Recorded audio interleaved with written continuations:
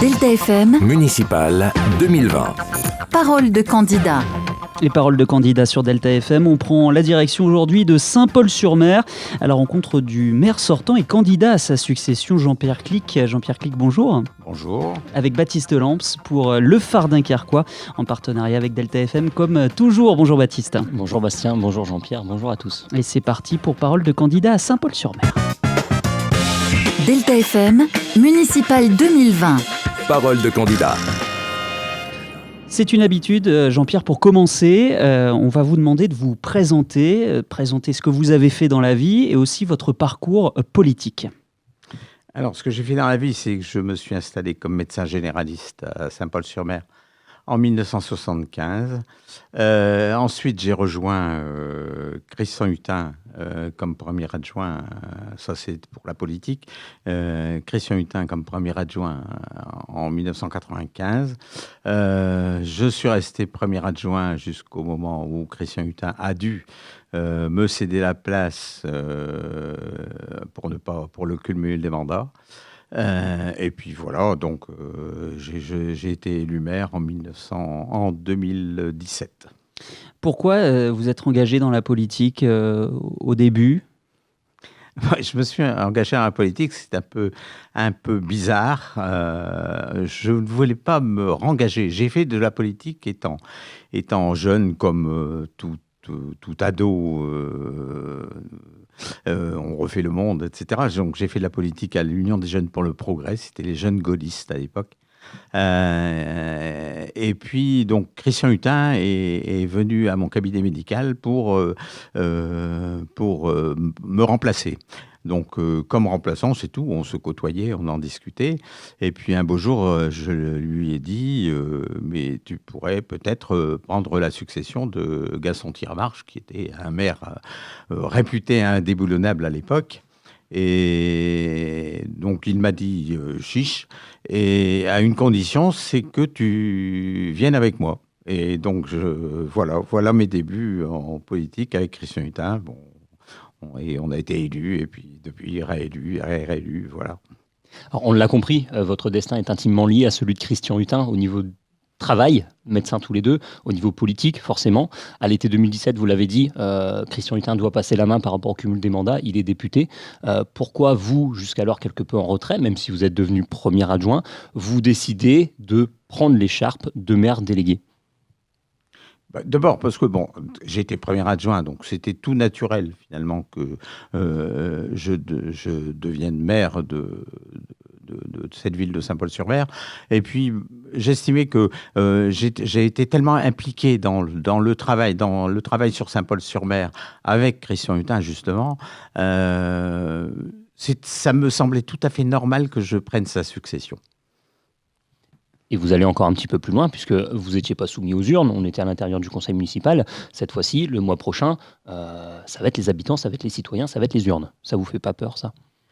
Non, ça ne me fait pas peur, parce qu'il y a encore du travail à faire. Et je me suis aperçu que finalement certains autres candidats ne ressentaient pas ce que sont les Saint-Paulois et ce qu'est Saint-Paul-sur-Mer. Saint-Paul-sur-Mer, c'est une ville que j'ai appris à connaître, puisque j'ai été médecin, j'en ai côtoyé, j'ai circulé à Saint-Paul, à droite, à gauche, partout.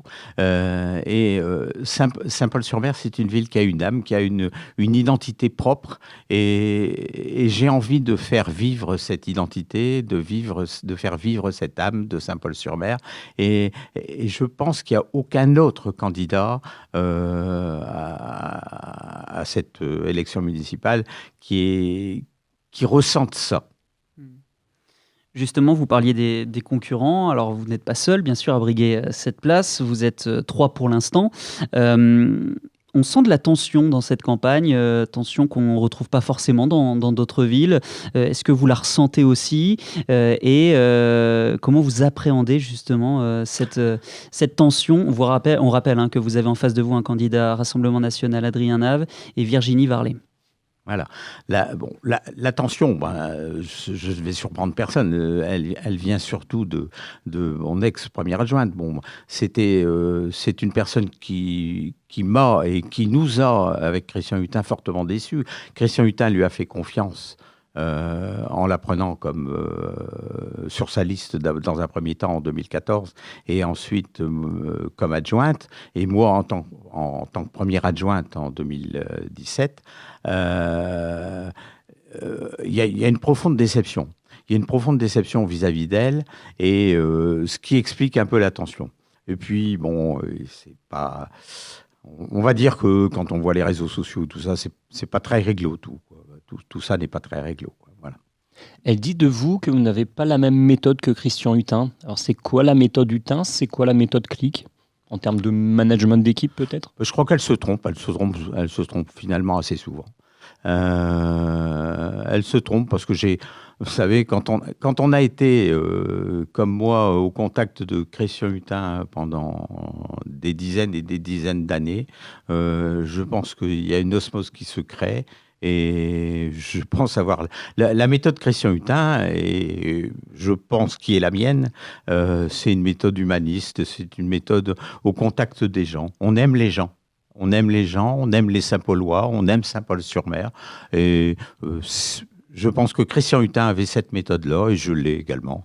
Avec un caractère plus trempé?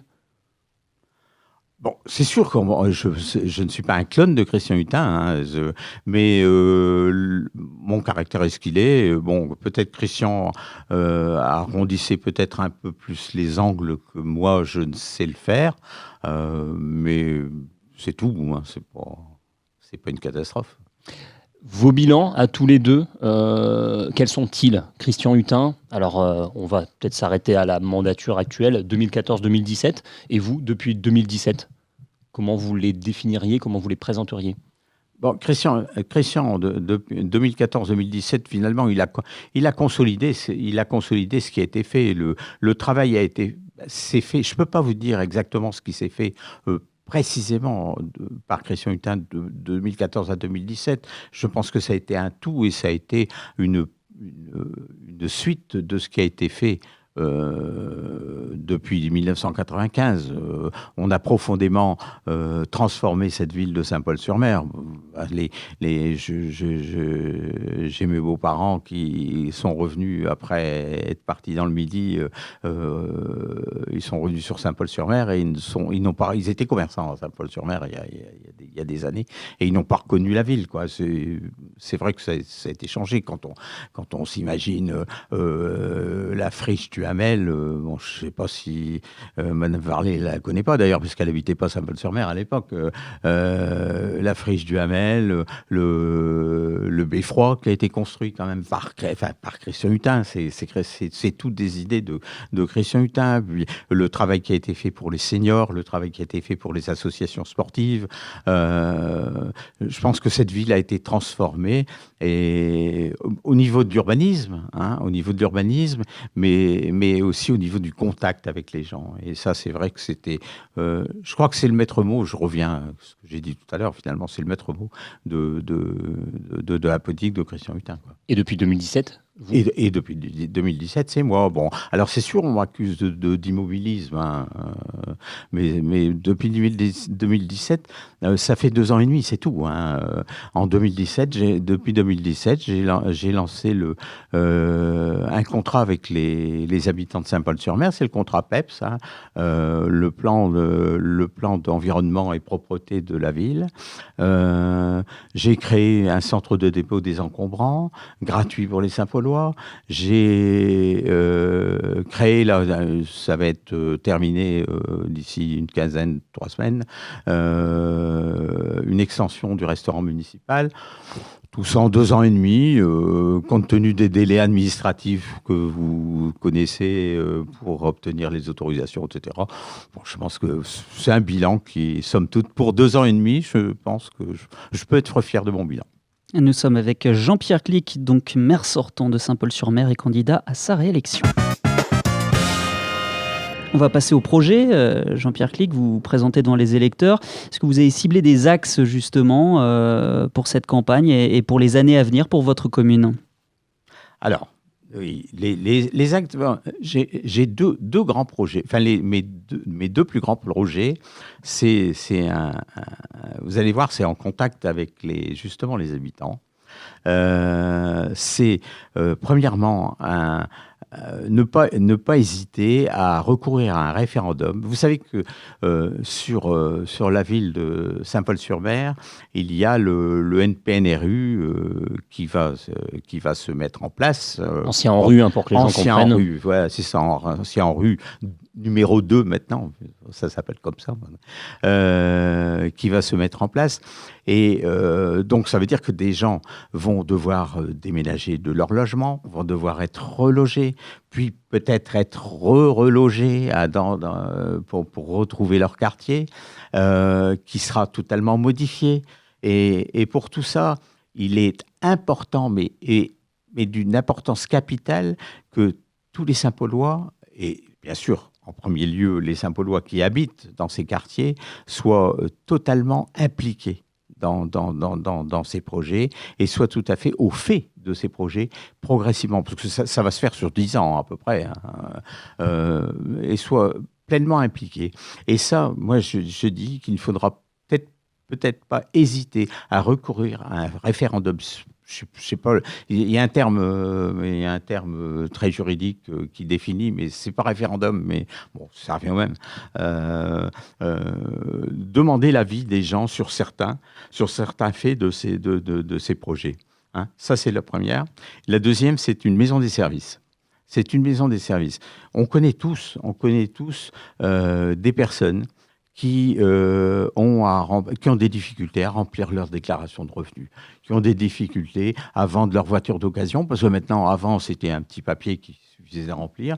Maintenant, la préfecture demande à ce que ça se fasse sur Internet. Bon. Eh bien, tout le monde ne sait pas le faire sur Internet. D'abord, tout le monde n'a pas un PC, et ensuite, tout le monde ne sait pas le faire. J'ai rencontré il n'y a pas longtemps au jardin familiaux, d'ailleurs j'étais au jardin familiaux, et j'ai rencontré un monsieur qui se battait, entre guillemets, mais c'est presque la réalité, avec la CARSAT pour sa retraite. Mais c'est le pot de terre contre le pot de fer, quoi. Et ce brave monsieur me disait, mais ça fait 1 an que je discute avec la CARSAT. Et bien, tous ces gens doivent être aidés. Et nous sommes responsables de ça. Nos services sont des services publics. En mairie, c'est un service public. Les employés de mairie se doivent d'aider leurs concitoyens. Et je créerai un service dédié à la population pour pouvoir aider à toutes ces tracasseries administratives, on peut le dire. Ouais. Il nous reste 2 minutes. Ce serait donc en mairie ou ce serait un espace à part ça dépendrait directement du maire. Et les locaux, je ne peux pas encore vous dire, ça se dépendra en mairie ou dans un local qui appartient à la mairie, mais ça dépendrait entièrement du maire. Alors maintenant, il nous reste 1 minute 30 environ. Votre slogan de campagne, c'est « Restons Saint-Paulois ». Or, on le sait, la ville de Saint-Paul, administrativement, n'existe pas. Elle est en association avec celle de Dunkerque. Comment vous positionnez par rapport à ça, par rapport à cette identité saint-pauloise? Vous nous en avez parlé. Comment vous imaginez la suite de cette collaboration avec Dunkerque? Alors moi, j'ai aucune difficulté avec le maire de Dunkerque, et je l'ai dit, et je le répète. Même s'il soutient une concurrente. Oui, non, mais tout à fait. C'est la démocratie, il fait ce qu'il veut. Bon, c'est peut-être pas mon candidat à la mairie de Dunkerque préféré, mais peu importe, la démocratie sera ce qu'elle est. S'il est élu, je discuterai avec lui et je travaillerai avec lui, mais comme je le fais depuis 2 ans et demi, sans aucun problème. Donc, pour moi, ça ne me posera aucun problème de discuter avec M. Vergrit. Il faut le nommer, on va le nommer.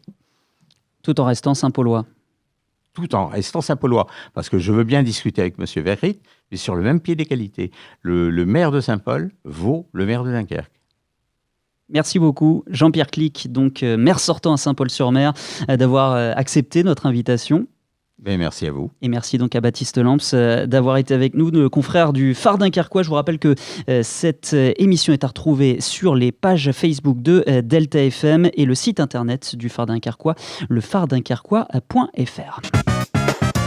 Parole de candidat à retrouver aussi en replay et en vidéo sur deltafm.fr et Facebook.